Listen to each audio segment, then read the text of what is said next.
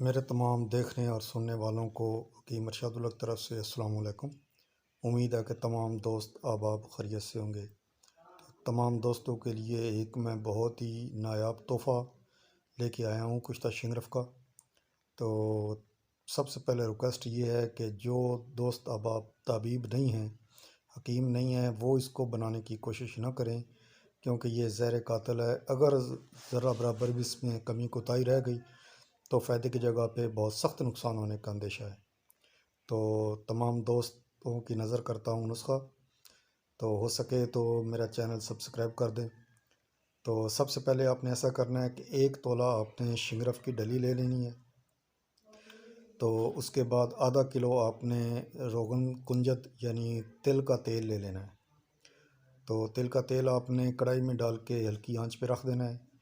تو اس کے بعد آپ نے ایسا کرنا ہے کہ 1 تولہ سم الفار لینا ہے، اس کو مثل غبار کر لیں۔ تو اس کے اندر انڈے کی زردی آپ نے ڈالنی ہے، 1 ڈال لیں یا 2 ڈال لیں، جتنے سے لیپ تیار ہو جائے۔ تو آپ نے یہ ڈال کے اس کو تھوڑی دیر کھل کرنا ہے، تو یہ سخت ہو جائے گا، لیپ نما ہو جائے گا۔ تو آپ نے یہ لیپ جو ہے شنگرف کی ڈلی کے اوپر کر دینا ہے۔ اس کے بعد آپ نے جناب اس کو لے لینا ہے، خشک کرنا ہے تھوڑا سا۔ اس کے بعد دال ماش کا آٹا آپ نے بنانا ہے 50 گرام۔ تو اس کو پانی کی مدد سے تھوڑا سا گوندھ لینا ہے۔ گوندھنے کے بعد جب وہ سخت جیسے گوندا ہوا آٹا ہوتا ہے اس طرح سخت ہو جائے تھوڑا سا، تو وہ آپ نے لیپ جو ہے وہ شنگرف کے اوپر جو آپ نے پہلے لیپ کیا ہوا ہے انڈے کی زردی اور سم الفار کا، اس کے اوپر یہ لیپ چڑھا دینا ہے۔ تو اس کے بعد آپ نے جناب اس کو اچھی طرح خشک کر لینا ہے۔ جب خشک ہو جائے تو آپ نے اس کو اس تیل کے اندر جو آپ نے کڑھائی میں ڈال کر ہلکی آنچ پہ رکھنا ہے، اس کے اندر اس کو ڈال دینا ہے۔ تو جب یہ پکتے پکتے جب سرخ سیاہی میل کلر ہو جائے، اوپر جو دال ماش والا آٹا ہے اس کا سرخ سیاہی مائل ہو جائے رنگ، اس وقت آپ نے اس کو اتار لینا ہے، نکال لینا ہے کڑھائی کے اندر سے، تیل کے اندر سے۔ تو اس لیپ کو توڑنا ہے، اور جو بھی لیپ ہیں، دونوں لیپ جو کیے ہیں وہ آپ نے شنگرف کی ڈلی سے دور کر دینے ہیں۔ اس کے بعد آپ نے دوسرا عمل کرنا ہے، میٹھا تیلیا آپ نے 1 تولہ لینا ہے، اس کا پاؤڈر آپ نے فائن صفوف کر لینا ہے، مثل غبار کر لینا ہے۔ اس کے بعد انڈے کی زردی کی مدد سے آپ نے لیپ تیار کرنا ہے۔